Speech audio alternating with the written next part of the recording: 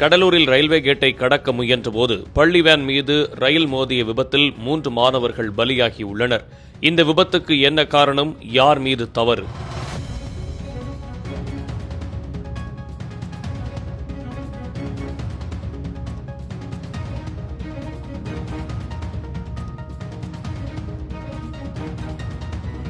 கடலூர் மாவட்டம் செம்மங்குப்பம் பகுதியில் பள்ளி வேன் மீது ரயில் மோதிய விபத்தில் பள்ளி மாணவர்கள் 3 பேர் உயிரிழந்தனர்.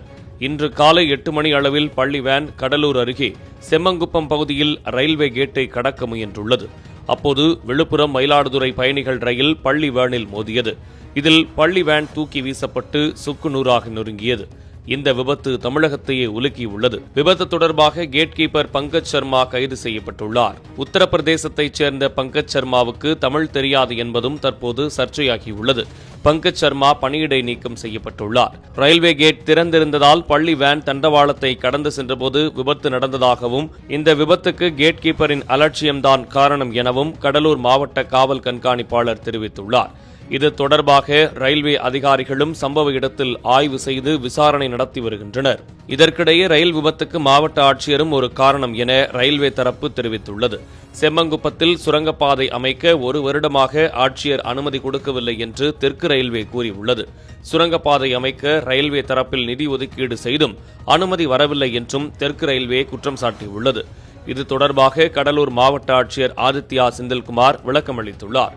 ரயில்வே அளித்த அறிக்கையை முழுமையாக பார்த்துவிட்டு விளக்கமளிக்கப்படும் எனவும் கடலூர் மாவட்ட ஆட்சியர் கூறியுள்ளார். அதோடு அதிக ரயில் போக்குவரத்து உள்ள பகுதிகளில் இன்டர்லாக்கிங் தொழில்நுட்பம் பயன்பாட்டில் இருக்கும்.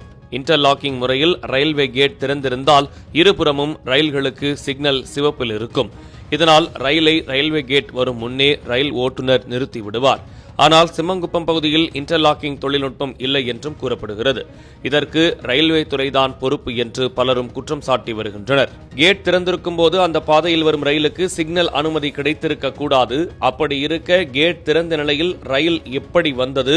இந்த விபத்துக்கு முழுமையான காரணம் சிக்னல் அமைப்பில் ஏற்பட்ட கோளாறு மட்டுமே என்று சமூக வலைதளத்தில் ஒருவர் எழுதியுள்ளார். சிக்னல் தொழில்நுட்பம் சரியாக இயங்கவில்லை. ரயில்வே துறையின் இந்த அலட்சியத்தையும் கவனக்குறைவையும் மறைக்க கேட் கீப்பர் மற்றும் வேன் டிரைவர் மீது பழி சுமத்தி அவர்களை பலிகடாவாக்க முயற்சிக்கின்றனர் என்றும் இது ஒன்றிய ரயில்வே நிர்வாகத்தின் பொறுப்பற்ற தன்மையையும் தெளிவாக வெளிப்படுத்துகிறது என்றும் நெட்டிசன்கள் எழுதி வருகின்றனர். ரயில்வே அமைச்சகத்தின் தரவுகளின்படி கடந்த 10 ஆண்டுகளில் நடந்த 638 ரயில் விபத்துகளில் 748 பேர் பலியாகியுள்ளனர். இவற்றுக்கு மனித தவறுகள், சிக்னல் கோளாறுகள், பராமரிப்பு குறைபாடுகள் மற்றும் ஆளில்லா கிராசிங்குகள் முக்கிய காரணங்களாக கூறப்படுகின்றன. இவை அனைத்தும் ரயில்வே துறையின் தொடர்ச்சியான அலட்சியத்தை பிரதிபலிப்பதாக கூறப்படுகிறது. ரயில் விபத்துகளை தடுக்க ஒவ்வொரு முறையும் விபத்து நடக்கும்போது மட்டும் பேசிவிட்டு அதன் பிறகு அமைதியாகும் அதிகாரிகளே விபத்துகள் தொடர காரணமாக உள்ளனர்.